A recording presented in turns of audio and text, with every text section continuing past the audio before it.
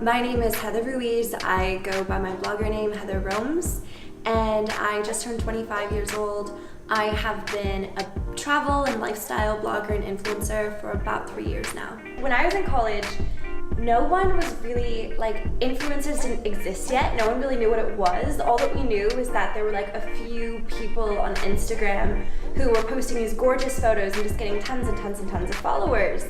And I was really curious about it. I remember in college, I was just like, what is happening? What is going on? What makes this one photo go viral? And I wanted to know if there was a kind of algorithm or some way that it works. I decided I wanted to make my senior project in college as a communications and journalism major.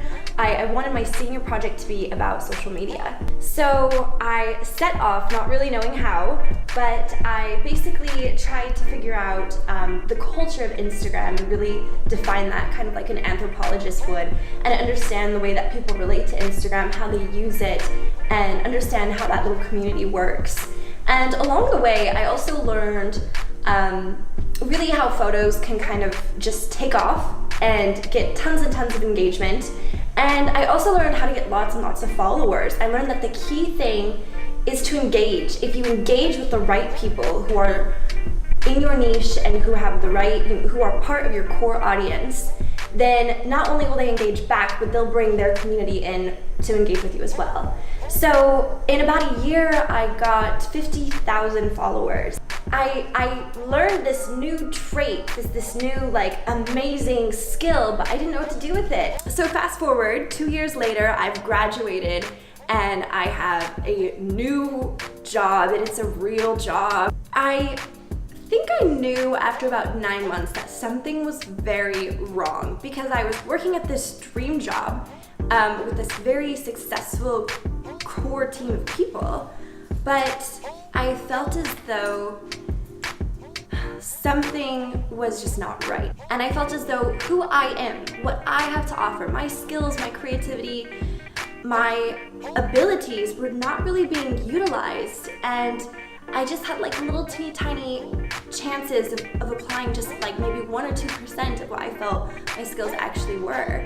So even though marketing had been such an incredible experience when I was in college to learn and take these classes, in the real world I felt as though I wasn't really applying them. Now, this was 2 years into the influencer world, so fashion bloggers are a dime a dozen, and I think it was really scary for me to think about walking away from this real career and doing something that felt so unstable. And not to mention that if you're in LA and you call yourself an influencer, it's kind of like a running joke, oh, you're an influencer, okay, all right, we get it, so you can't afford anything, can you? It's not really a career that's defined by a lot of people. And one day it just kind of became this necessity, I need to do what I'm actually enabled and skilled at doing. And so I marched into my boss's office and quit my job, shaking and quivering in my boots, and then I was kind of reborn in that moment. And I think Heather Ruiz went from being a fun side project into something that is going to be a sustainable and long-term brand. What I really want the Heather Ruiz brand to be is I want it to be a practical source that gives advice to women my age. I want it to be a place where people are drawn in by the pretty outfits and the pretty pictures, but at the end of the day, they can walk away feeling inspired and feeling more confident as a woman and as someone who scrolls through Instagram and can become overburdened by seeing these glimpses of perfection and feel as though maybe they fall short. And I really want Heather Ruiz to be a brand that is accessible and that is something that everyone knows when they click on this. It's yeah, this girl, she's got her cute outfit and her matching boots, but at the end of the day, she is someone who is pragmatic, she is someone who I can trust, and she is someone who actually inspires and motivates me to be my authentic self. Okay, earning money with blogging and Instagram. That is changing so rapidly. One of the ways is through conferences and just networking and meeting brands directly. I have in my email, I have all these canned responses. They're templates, and I'm constantly utilizing them. I have a template for when I meet a brand, just like I meet someone who's from a brand at a restaurant and we happen to talk to each other for a minute, and oh, you work for this shoe brand. Oh, well, you know what? That looks like a look that would go well with my audience is gonna love this. And so we'll change business cards, and right there on my phone, I'll send a response. It says, so lovely to meet you. My name is Heather. I represent Heather Ruiz. This is what I do. This is who my audience is, and I think we're a great fit. If you're interested in working together, here's my info. And so I'm constantly sending out these emails with everyone that I meet, and they are going to remember me. Next time that they're launching their fall collection, they're gonna be like, oh yeah, we met this one girl, she emailed us, I think we were a good fit, let's reach out to her, we wanna work with her. So I think really the best way for bloggers to move forward in 2019 and onward is it's so important to be nurturing those contacts and reaching out to people, because no matter how the scene changes with agencies and PR companies and brands, at the end of the day, it's all about who you know.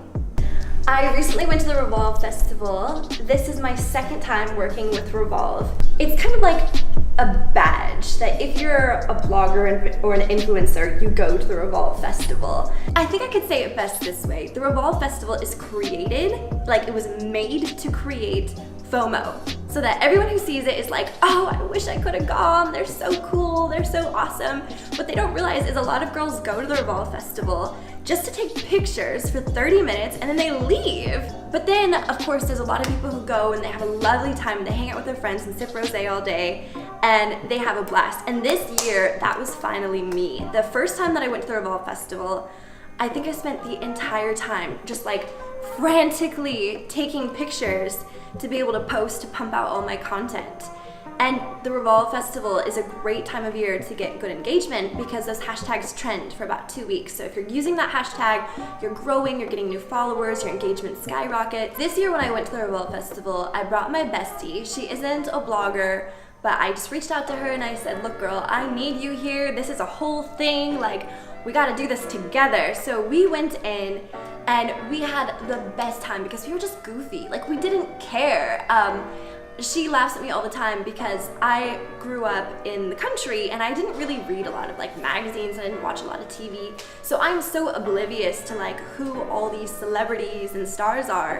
And there's like Tyga walking by in front of us, and there's like this Victoria's Secret model, I don't remember her name, but she was like posing in front of this photo backdrop and I like ran over to take a picture. And my bestie's like, Heather, get over here. Like, that's the Victoria's Secret model. She's like, I'm confident, but not enough to pose with the Victoria's Secret model. So we just had a blast together. We just made it a fun day about just enjoying yourself, enjoying the Revolve Festival, and having fun. That's important to do, especially during Coachella, especially during the Revolve Festival, because there is so much ranking that goes on. It's a time that can create a lot of insecurity, and any chance that people can take to kind of take a step back and be like, you know what, I'm not gonna let the FOMO affect me, I'm not going to let the ranking affect me, I am who I am, I worked as hard as I could, and I'm just gonna sip my rosé and just goof off and enjoy the music. I think that's what it kind of, it makes it more fun. It makes it fun to just experience and not let all the pressure get to you. So there's a few things about the algorithm. I have been very discouraged with it personally. It definitely has affected my engagement, but I am not anti-Instagram algorithm. It's kind of a little bit of a gentle shove to be like, okay, sweetie, time to work a little harder. Here's the reason why. This is why I do not hate the Instagram algorithm. I don't hate it because it was intended for a purpose. It was made so that people could enjoy Instagram more. It was made so that people could engage with the content that they want to see. And how can you really hate that? So when you really think about it, like the algorithm was made so that people can see something and stop and be like, ooh, that resonates with me. I'm inspired by this. And I think instead of like pulling my hair out and being like, I hate this, it's better to think about how can I create content that's inspiring people, and how can I work with the algorithm and partner up with it so that we're creating something that when people see it, they stop and say, ooh, I feel that. So there's a few ways. The first way is that I really think when people see something and they pause and they just stare at it, that is what really the algorithm just kind of boosts that. Now that's difficult to do because there's so many pictures in people's newsfeed and they just scroll and scroll and the pictures just fly by so fast. So the question I'm always asking myself is, how can I create content that halts the scroll for just a few seconds so that they look at that and they take it in? Now, something I've learned, this is something I've learned very recently. There is a huge difference between a good picture, a beautiful, artful, inspiring picture, and a good Instagram picture. There's a world of difference. Like, you could be a renowned photographer and the algorithm ain't gonna like you because it's all about color. It's about having something that's depicting motion and energy. It's about having something that when people see it, they're just like, for a moment, they're thinking, oh, what is this? So the question is, how do you create a photo that makes people stop and say, oh, this is new, I haven't seen this before? And I don't think that the answer is posing in front of pink walls or posing in front of murals or just posing with the pointed toe and the hand on the hip in general. Like that was 2018, we can't do that anymore. So from now on, when I post photos, I'm always trying to have the pretty fashion photo, but if you swipe right, you'll see behind the scenes, or you'll see how I actually look in real life posting the photo sitting right here on the couch with my hair done up in a towel. And you'll actually see me just laughing and goofing off with my bestie doing karaoke in the car. Like there's the beautiful art that people think, oh, that's so pretty, I love that, that's inspiring, but there's also that real humanity and authenticity that's shining through that people connect to. And that is the secret to beating the algorithm.